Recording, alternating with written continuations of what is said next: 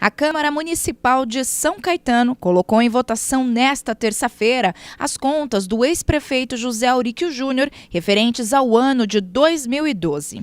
Passo a palavra à primeira secretária para a leitura da ordem do dia, mas antes disso eu quero dizer a todos que respeitem os senhores vereadores, respeitem as suas decisões, porque em caso de qualquer tipo de tumulto, alguma provocação, eu vou fazer uso da minha condição de presidente dentro do regimento interno. Muito obrigado por vocês entenderem assim. Eu passo a palavra à primeira secretária. Item único, processo 3014 de 2015, Tribunal de Contas do Estado. Discussão e votação únicas do projeto de decreto legislativo apresentado pela Comissão de Finanças e Orçamento em seu parecer número 66 de 2015-2016, concluindo pelo projeto de decreto legislativo que aprova as contas do prefeito municipal referentes aos exercícios de 2012 e da outras providências. Voto contrário do vereador Eclerson Pio Mielo. Voto contrário em separado apresentado pelo vereador Éder Xavier. Tratando-se de votação do projeto de decreto legislativo que aprova as contas do Executivo Municipal relativo ao exercício de 2012, comunicamos que, nos termos do artigo 176, parágrafo 5º, a linha B do regimento interno, a votação será de forma nominal. Esclarecemos ainda ao plenário que o projeto de decreto legislativo relativo às contas do Executivo Municipal do exercício de 2012 só poderá ser aprovado por decisão de 2/3 dos membros da Câmara. A matéria exigindo quórum especial de 2/3 dos membros da Câmara, o presidente também deverá votar para esta finalidade. Se o projeto de decreto legislativo não for aprovado por 2/3 dos membros da Câmara, isto é, por 13 votos, por 13 vereadores, prevalecerá o parecer exarado pelo Tribunal de Contas do Estado de São Paulo, para que manifeste no sentido pela rejeição das contas dos mesmos. Esclarecendo ainda que os vereadores que forem favoráveis ao projeto de decreto legislativo deverão votar sim, e os contrários, não. Com a palavra a primeira secretária para chamar nominal de seus vereadores. Vereador Aparecido Inácio da Silva. Eu vou primeiro chamar os vereadores que são presentes. Aparecido Inácio da Silva. Carlos Humberto Serafim. Eclerson Pio Mielo. Éder Xavier. Edson Roberto Parra. Fábio Constantino Palácio. Fábio Soares de Oliveira. Flávio Martins Riston. Francisco de Macedo Bento. Gerson Sartori. Jorge Martins Salgado. José Roberto Espíndola Xavier. Magali Aparecida Selva Pinto. Marcel Franco Munhoz. Maurício Fernandes da Conceição. Paulo Higino Botura Ramos. Paulo Roberto de Jesus. Roberto Luiz Vidosky. Ausente, né? Sidney Bezerra da Silva. Tá. Chamada. Em discussão o projeto. Os vereadores Fábio Palácio e Edson Parra tentaram derrubar a análise das contas no plenário.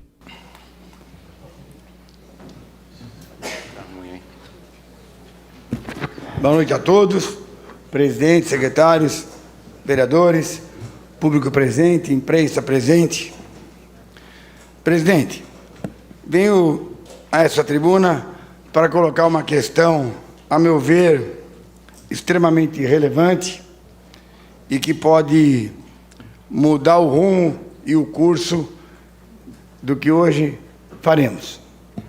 Para tanto, peço que se registre em ata cada palavra do meu pronunciamento.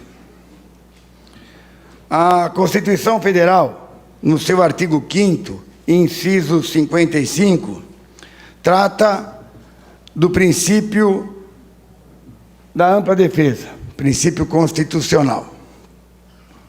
O presidente, Dr. Paulo Botura, através de edital de notificação, nos atos oficiais do Diário do Grande ABC, do dia 20 de junho, coloca, respeitando a Constituição, essa questão da ampla defesa.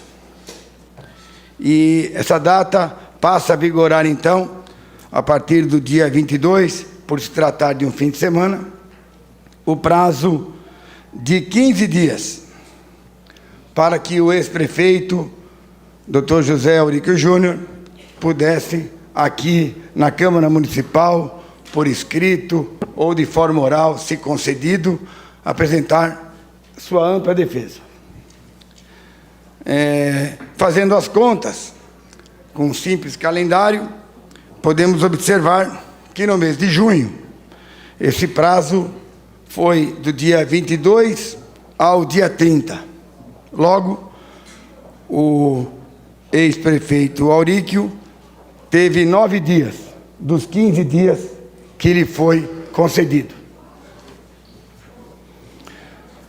Após o mês de junho, também através de atos oficiais, o presidente Paulo Botura, também no Diário do Grande ABC, no dia 4 de julho, diz que está suspenso o prazo devido ao recesso parlamentar da Casa.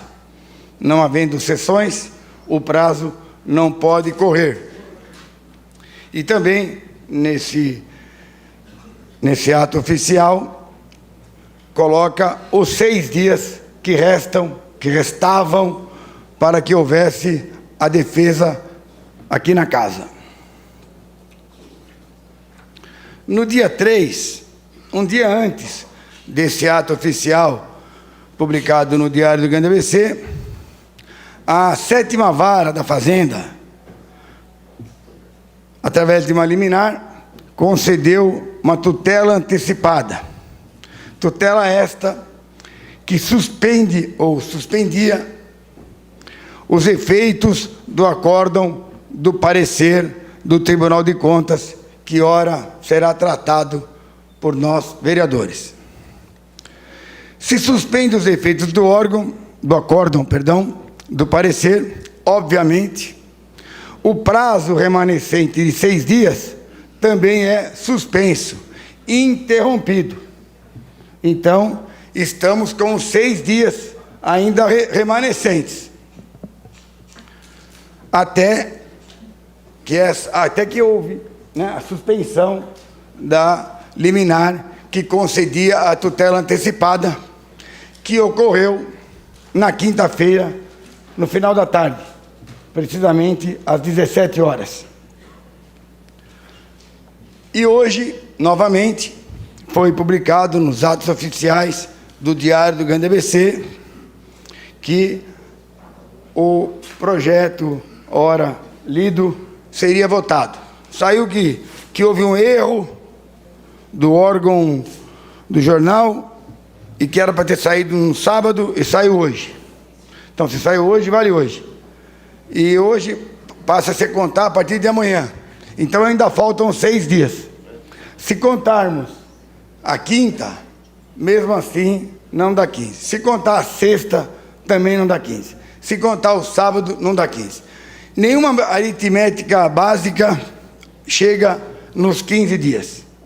Portanto, eu, como vereador, me vejo na obrigação de alertar a Casa, principalmente o senhor presidente, qual tenho muito respeito e estima, que nós, aqui hoje, se votarmos, votaremos um procedimento nulo, sem efeito, que com certeza poderá ter consequências no futuro. A Constituição garante a ampla defesa, o presidente assim procedeu, ofereceu os 15 dias, e os 15 dias não foram respeitados. Então, com a data de hoje para a realização dessa votação, cumprindo-se a Constituição, né, nós não podemos votar hoje. Se votarmos, estaremos infringindo a Carta Magna, a nossa Constituição Federal. É um alerta que está constado em ata alerta para todos nós que cabe aqui uma reflexão antes de realizarmos, independente da votação, quem tem 13, 11, 7, 18-0, não importa o resultado. O fato é que, se votarmos, será nulo. Muito obrigado. Saliento a Vossa Excelência que, de fato, eu pauto pela definição da regra do Instituto do Princípio da Ampla Defesa. Foi-lhe dado e já está acostada aos autos a decisão referente a esta tese, já solicitada com o parecer jurídico deste Legislativo e aprovado hoje. Então, está definido com relação a isto. Senhor presidente, nobres pares, público presente, eu gostaria ainda de endossar as palavras do vereador Edson Parra, que tinha em minhas mãos um documento e agora acabou de me chegar um novo documento. O primeiro, da data de 4 de agosto, e este novo que acaba de chegar em minhas mãos na data de 25 de agosto, hoje, em que o escritório de advocacia que trabalha para o ex-prefeito solicitou a esta Casa de Leis a cópia dos processos referentes às suas contas a partir do ingresso do parecer do Tribunal de Contas nesta Casa, solicitando cópia dos pareceres da Comissão de Finanças, cópias dos encaminhamentos, para que, dentro do prazo legal, pudesse apresentar defesa. Estas cópias não chegaram às mãos do peticionário, e na data de hoje, novamente, foi solicitado cópias do processo, para que, com toda a documentação na mão, e dentro do prazo legal, ora exposto pelo vereador Edson Parra, pudesse se fazer a defesa pretendida. Entretanto, esses documentos não chegaram às mãos do escritório. Senhor presidente, a minha fala nesta tribuna tem um objetivo de tentar esclarecer algumas dúvidas que foram suscitadas por vários vereadores no decorrer destes 4 ou 5 dias, desde a confecção da ordem do dia. Na sexta-feira, pós a expedição da suspensão da liminar conseguida pelo ex-prefeito, é expedida a ordem do dia com o seguinte teor: Tribunal de Contas do Estado, discussão e votação únicas do parecer número 66 de 2015 e 2016 da Comissão de Finanças e Orçamento, concluindo pelo projeto de decreto legislativo que aprova as contas do prefeito municipal referente ao exercício de 2012 e da outras providências. Portanto, estávamos votando na sexta-feira, na ordem do dia, entregue a todos os vereadores, o parecer da Comissão de Finanças e Orçamento, que aprovou as contas. Na segunda-feira, ontem, chega uma errata da direção legislativa desta Casa, mudando o conteúdo da ordem do dia, dizendo que não votaríamos mais o parecer, e sim votaríamos o projeto de decreto legislativo apresentado pela Comissão de Finanças e Orçamento, em seu parecer 66, concluindo pela aprovação das contas do prefeito municipal. Entendo que a Casa corrigiu o erro que ora tinha feito, porque o artigo 136 do Regimento Interno diz que os projetos de decreto legislativo e de resolução aprovados pelo plenário em um só turno de votação não dependem de sanção do prefeito, sendo promulgados pelo presidente da Câmara.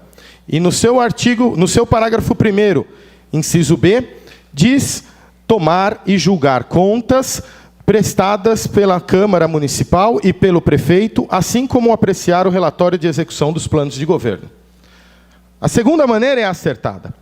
Mas a errata que vem à presença de todos os vereadores, em seu último parágrafo diz o seguinte: esclarecemos ainda que o projeto de decreto legislativo dependerá do voto de 2/3 dos membros da Câmara para sua aprovação.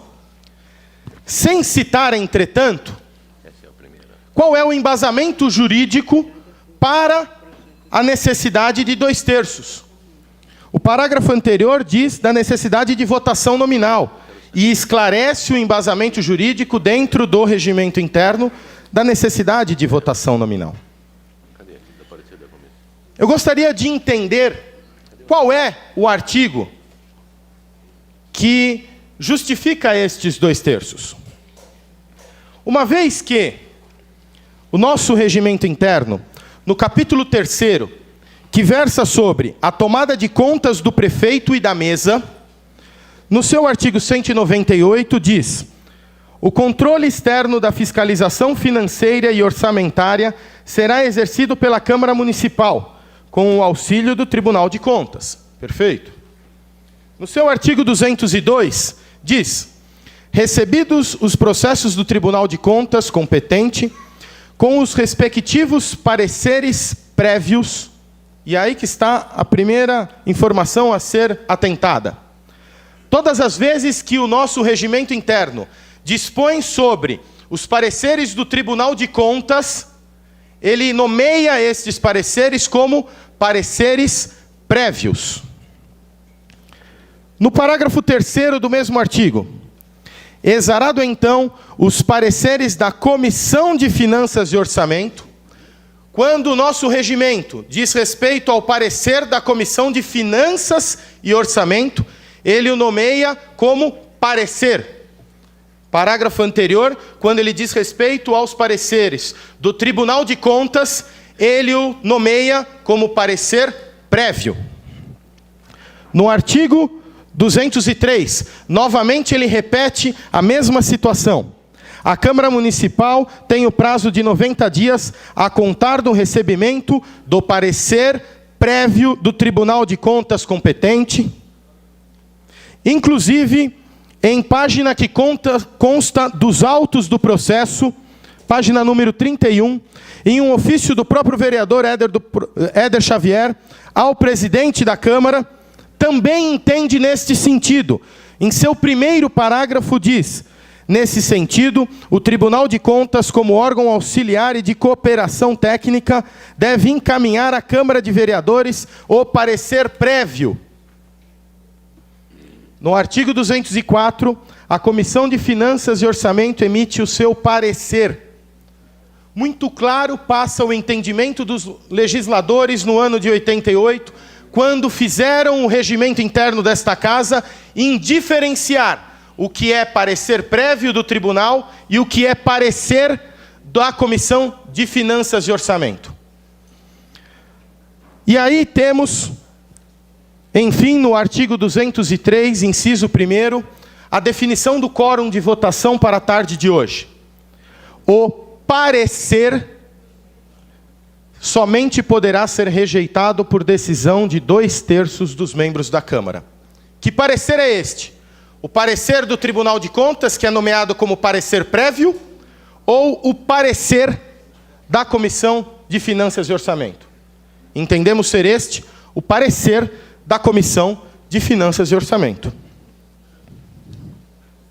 Inclusive, nós não estamos votando o parecer da Comissão de Finanças e Orçamento. A ordem do dia, no decorrer desses últimos dias, foi corrigida. E estamos votando um processo de decreto legislativo. Porque pelo entendimento da primeira ordem do dia que foi colocada em pauta, nós deveríamos, para aprovar aquele parecer, ter 7 votos, 1/3. E para rejeitá-lo, 13 votos, 2/3. Entretanto, nós estamos votando o projeto de decreto legislativo, que é regido pelo artigo 136 do Regimento Interno, que diz: os projetos de decreto legislativos aprovados em plenário, e eu já fiz a leitura do caput desse artigo, no seu parágrafo 1º, letra E, diz: conceder título de cidadão honorário a pessoas reconhecidamente tenham prestado serviços ao município, necessário a sua aprovação em escrutínio público pelo voto de, no mínimo, 2/3.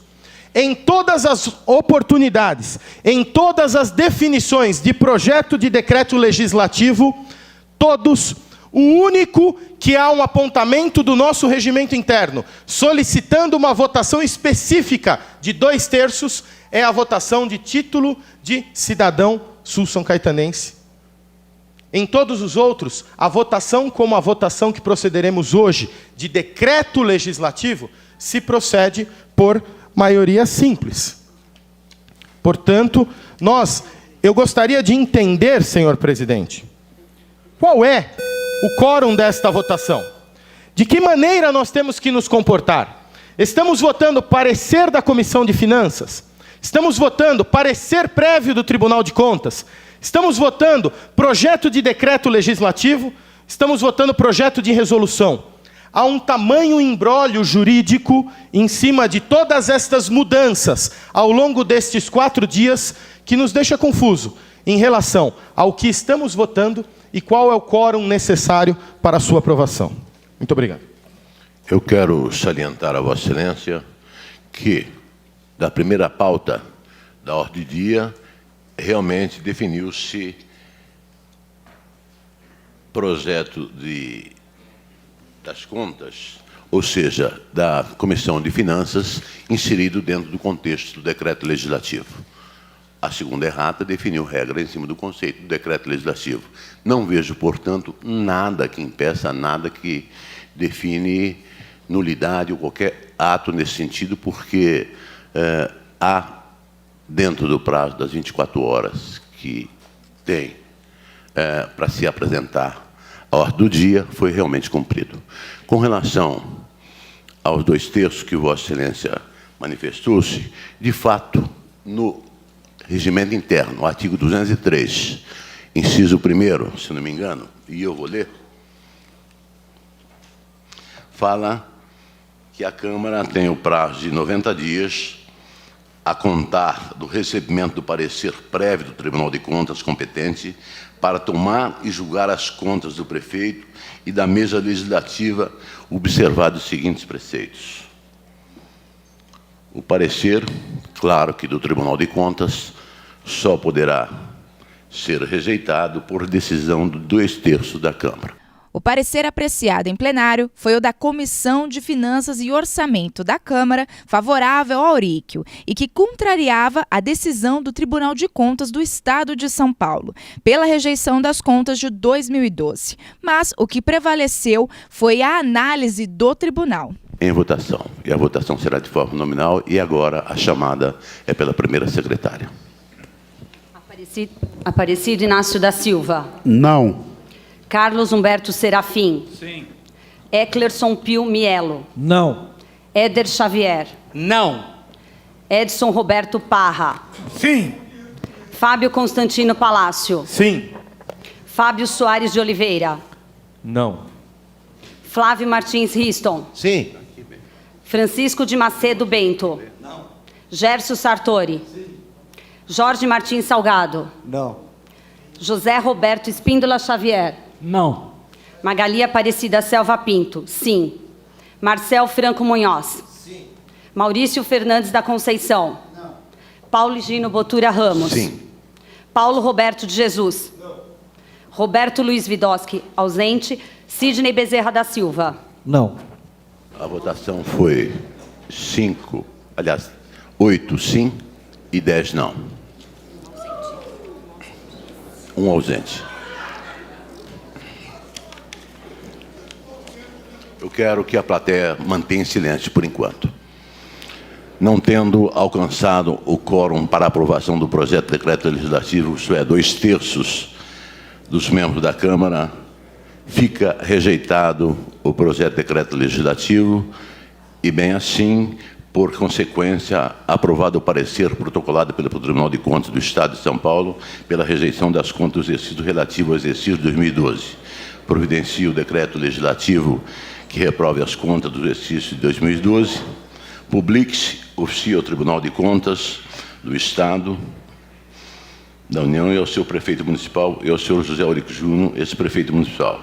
Em seguida, cumpre-se o disposto no inciso 2º do artigo 213 do Regimento Interno. Nada mais havendo, declaro encerrada a presente sessão.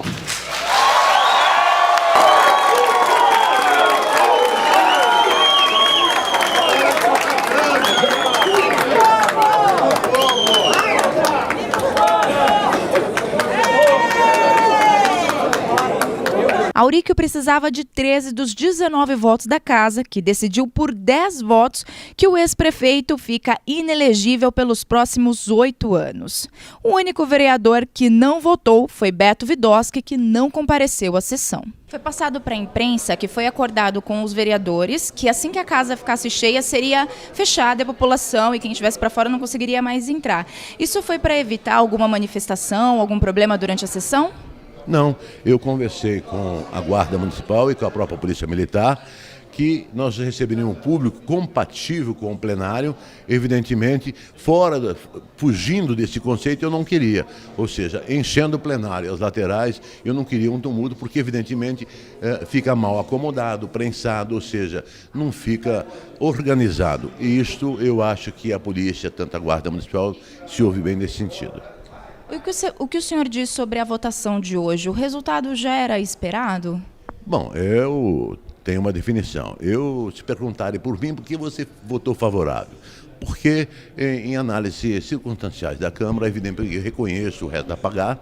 No entanto, eu não vi nenhuma motivação antijurídica ou dolo perpetrado pelo prefeito, forma inadequada, que buscasse um ato de postura antijurídica. Eu não vi isto, por isso que eu optei pela aprovação e esta foi a minha condição e sempre mesmo porque seria incoerência de minha parte, defendendo o governo do Aurico durante 4 anos, votar contra. O vereador Fábio Palácio se disse confuso sobre o que estava votando e qual o quórum da sessão. O que o senhor me diz sobre isso? O regimento interno é claro nesse aspecto. Nós estávamos votando um decreto legislativo referente aos pareceres da Comissão de Finanças e Orçamento do município, que versa sobre a matéria do parecer do Tribunal de Contas. No artigo 203, se não me engano, inciso 1º do regimento interno, é claro que para a modificação do parecer do Tribunal de Contas haveria necessidade, como há necessidade, de 2/3 dos membros da Câmara para a aprovação do parecer da Comissão de Finanças e Orçamento do município, rejeitando dessa forma o parecer do Tribunal de Contas. Então, eu acho que o regimento nesse aspecto está claro, não vejo nada, mas defino sim. Eu acho que qualquer não entendimento nesse sentido, todo mundo tem o legítimo direito de buscar na justiça para cumprir sua prestação jurisdicional. Pio, do ponto de vista prático, o que o resultado sugere para a cidade e para o Aurico? Do ponto de vista prático, como a Câmara manteve o parecer do Tribunal de Contas, que rejeitou as contas do ex-prefeito do ano de 2012, isso agora será publicado, será remetido ao Tribunal de Contas e ao Ministério Público. Isso implica inegibilidade pela lei da ficha limpa, ou seja, a partir da proclamação de ser publicado, o ex-prefeito de São Caetano ficará inelegível por 8 anos por não estar enquadrado na lei de ficha limpa. Teoricamente, será uma ficha suja. Para as próximas eleições, a prefeitura aqui da cidade, como você acha que vai ficar agora? Eu acho que uma coisa é do ponto de vista o passado, agora é olhar o futuro. O governo do prefeito Paulo Pinheiro vem colocando a casa em ordem, há várias ações que precisam ser ainda efetivadas, nós estamos administrando a cidade. O processo eleitoral ocorrerá só a partir de junho, julho do ano que vem, conforme a legislação. Nós não podemos, não devemos e não queremos antecipar o processo eleitoral. Estou vereador de São Caetano do Sul, pretendo disputar a reeleição. Provavelmente o prefeito Paulo Pinheiro disputará a reeleição, mas essa discussão será apenas em 2016. O fato que em 2015 a Câmara, de maneira correta e constitucional, optou por acompanhar o parecer do Tribunal de Contas e deixou o ex-prefeito inelegível a partir da proclamação e da publicação deste ato. Olha, esse foi um resultado de uma votação técnica, de uma votação de respeito ao Tribunal de Contas do Estado. Então, um parecer técnico que vem embasado por 7 votos a 0, reembasado por 7 votos a 0, eu acho que foi respeitada a decisão do Tribunal de Contas. O senhor encarou o julgamento hoje como um ato político? Todo julgamento, né, tem o seu lado político, não tenha dúvida nenhuma. Tem o seu lado pessoal, que eu acho que a gente deve deixar de lado. Eu acho que, acima disso tudo, nós temos que pensar na cidade de São Caetano do Sul. O que é melhor para a cidade de São Caetano do Sul. E uma das coisas que eu falei na tribuna recentemente foi que em 157 mil habitantes, será que nós não temos novas lideranças surgindo? Será que nós não temos outras pessoas que podem assumir com competência a cidade? E também, eu acho também que, do ponto de vista da administração atual, não houve tempo ainda para que se mostrasse o que é capaz de fazer. Nós temos que dar um voto de confiança para o prefeito atual, que lutou com grandes dificuldades financeiras no município, para que pudesse realizar ainda o seu trabalho total. O senhor arrisca dizer como é que vão ficar as eleições de 2016 para a prefeitura? Não, eu acho que ainda é um cenário precoce, eu acho que seria leviano da nossa parte qualquer possibilidade de fazer uma análise agora. Seria uma análise precoce, sujeita a muitos erros. Acho que hoje a nossa população recebeu um presente que há muito tempo ela estava aguardando. Uma votação muito esperada, onde teve vários embrolhos, vamos dizer assim, em recurso da outra parte, onde existia uma insegurança muito grande através da população no que nós estaríamos realmente votando. Então acho que foi uma resposta positiva, acho que nós saímos ganhando, o meu compromisso com meus eleitores, com a minha transparência, com o meu compromisso com o meu partido. Então isso é um pontapé inicial, acho que para um grande governo, para um grande momento político que nós estamos vivendo no nosso país.